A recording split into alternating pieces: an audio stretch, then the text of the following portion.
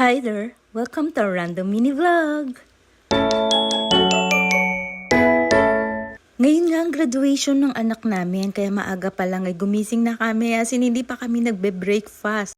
Kaya yan, nag-drive-thru muna kami para may laman naman yung aming tiyan. Kasi marami-rami rin silang gagraduate. Mahirap na baka mahilo na sa gutom yung aming graduating. So ayan na nga, pasikat na ang araw at magbubukang liwayway na ay nasa kalsada pa rin kami. Kung kailan nga malapit na kami sa Maynila, doon pa namin na-realize na wala pala kaming dalang necktie. So ayan nga, pagdating nga namin sa Maynila, sabi ni Dada mauna na daw kami at maghahanap daw siya ng necktie kung may mabibilhan daw siya. Ayan, sinuotan ng anak ko yung kanyang toga. Then sabi ko, habang hinihintay namin yung daddy niya, mag-picture-picture muna kami. So ayan, tapos maya-maya nga tumawag ang daddy niya. Sabi niya wala daw talaga siya mabilhan ng necktie. Sabi naman ng anak namin, okay lang, kahit walang necktie, hindi naman masyado mapapansin yon. So ayan na nga, pumasok na nga kami sa loob. Habang naghihintay itong si Dada, walang sinasayang na oras. Ayan, sige, magtatrabaho pa rin daw siya. Katwiran kasi niya, hindi pa naman daw nag-start. So, magtatrabaho muna siya. So ayan na nga, at magmamarcha na pala sila. Ayan na, entrance na ng course nila. So, ina-arrange na sila, and then ayan, nagsisimula na silang pumasok. At eto na nga, mag-start na ang kanilang ceremony. So ayan, dito naman, eto na yung sinusuot na nila yung kanilang mga hood. At ayan na nga, inihahanda na sila para pumunta sa stage. So ayan na. Minsan talaga nahihirapan akong videohan siya kasi nga halos pare-pareho sila ng damit. So ayan na nga, this is it, pansit. Eto na. Isa-isa na nga silang tinawag at ayan na, isa na siyang ganap na graduate. Pagbaba naman nila sa stage, andyan, naghihintay na yung mga professors nila sa Faculty of Engineering. So, ayan na, isa-isa na silang mga nagpapaalaman kasi nga graduate na daw sila, mamimiss na daw nila ang isa't isa. Ayan, dito makikita na tapos na yung kanilang ceremony. So, isa-isa na silang exit.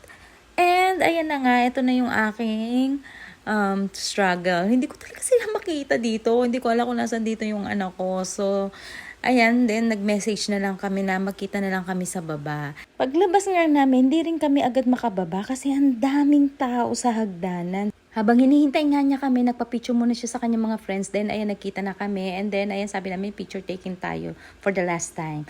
So, ayan na nga. And then, pagkatapos ng graduation, syempre, gutom na kami. So, dito nga kami kakain sa Las Casas Filipinas de Avozar. So, ayan na nga, 2 p.m. na nito. So, medyo late na yung lunch namin.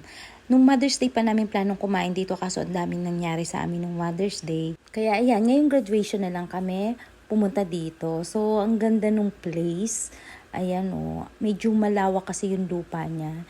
And then, ayan, papasok na nga kami. So, nung time na to, walk-in lang kami. And then, ayan, sabi namin, nag-isip kami kung magla-lunch ba kami o magmimerienda na lang. Sabi ni Dada, magmerienda na lang daw muna kami. And then, after nun, mag-self-tour daw muna kami sa location.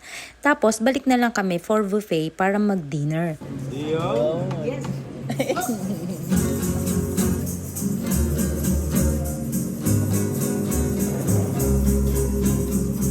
So, ayan na nga, habang kumakain kayo, may umiikot para kantahan kayo habang kumakain. Maya-maya nga ay isa-isa na nga dumating yung mga orders namin. So, ayan, merienda lang kami, kaya drinks at saka pizza lang yung kakainin muna namin. Kasi nga, magbo-buffet kami para sa dinner. So, kailangan hindi masyadong puno yung tiyan namin. Kaso, medyo mabigat din tong pizza, kaya ayan.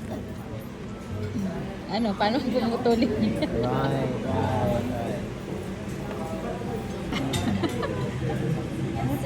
May bread knife. Bread knife.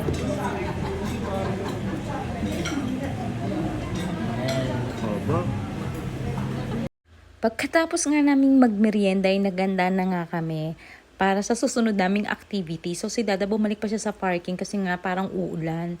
So ayan na nga, ayan, lumabas na kami. And then ito yung sa bandang likod ng restaurant. So ayan, yung parang sinauna yung kanyang style. And ayan, nag-ikot-ikot na kami. Tayo, tingnan natin to. So, ito yung una naming pinasok. So, ito yung area kung saan minsan ginaganap nila yung mga dance performance nila. And then, umakit na rin ako sa second floor para makita ko kung ano pang meron doon.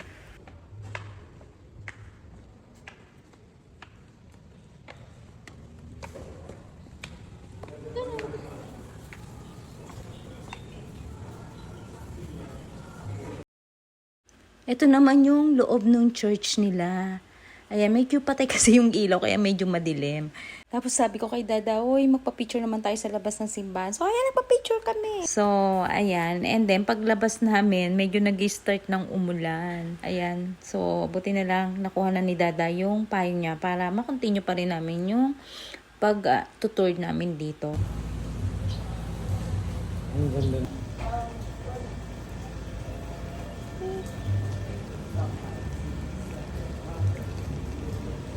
Brick lang pala katapat ng amin, no?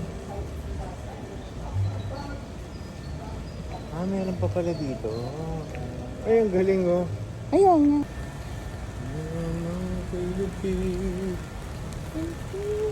May taas pa pala yun, ah. Pwede ka magpa-picture din pala.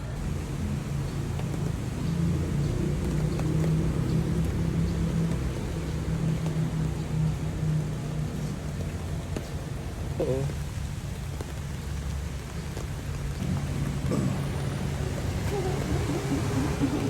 Kasoy na mangga.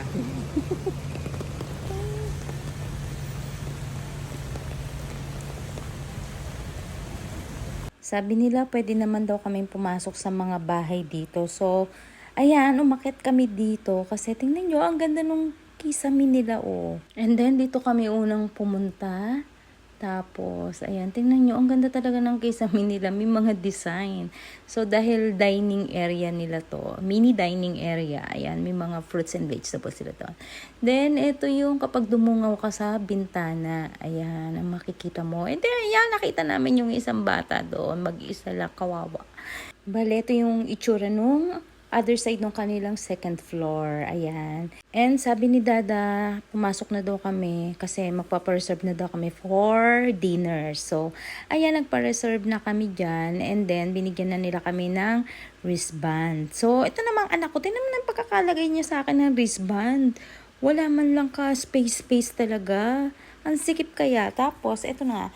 Dahil wala pa yung oras nung dinner time nila, so andito muna kami, nag-ikot-ikot muna kami dito sa tabi ng kanilang reception. So, ito naman yung kanilang long table na dining area. Tapos, ayan, habang naghihintay, dito lang muna kami sa may parang lobby nila. And then, ayan na nga, dahil 5 p.m. na niya, so papunta na kami dyan sa buffet area nila. So, habang pumapasok nga kami, ayan, nakita na namin yung mga food na kakainin namin.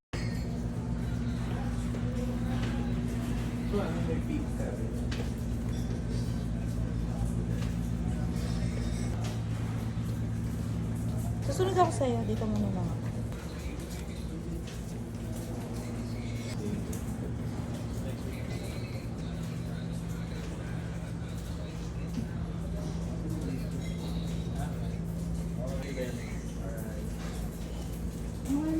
Sige. Mamaya na ako. Busog pa nga ako.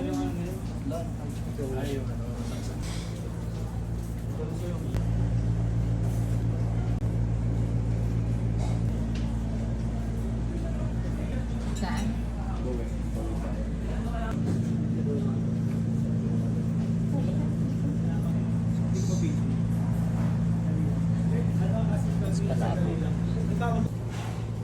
Dada. Salmon. Salmon. Nadudurig yung laman, man.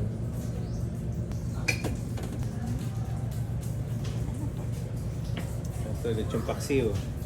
Ay, alam ko naman dito. So, ba sa loob o dito sa labas na? Sa loob. Sige. Baka lang ako na.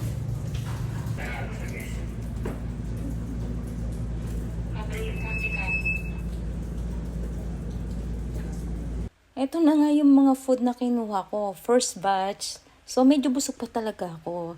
And then, ayan, si Hachi kumakain na siya. And then si Dada, chumichika pa. Simulan na natin kumain. Tara, kain tayo.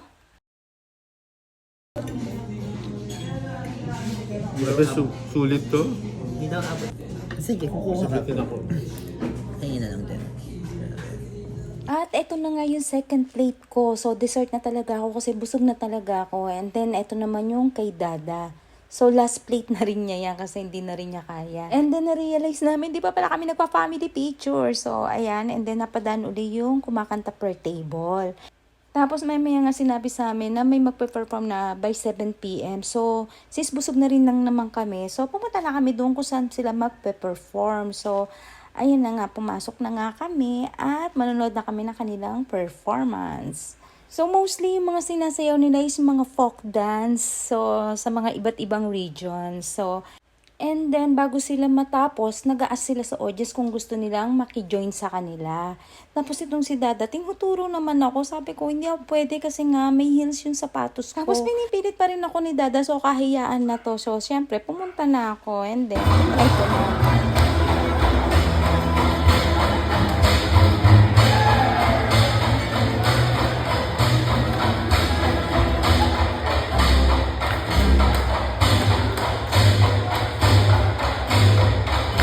At yun na nagtatapos ang aming random vlog. Hanggang sa muli, bye-bye!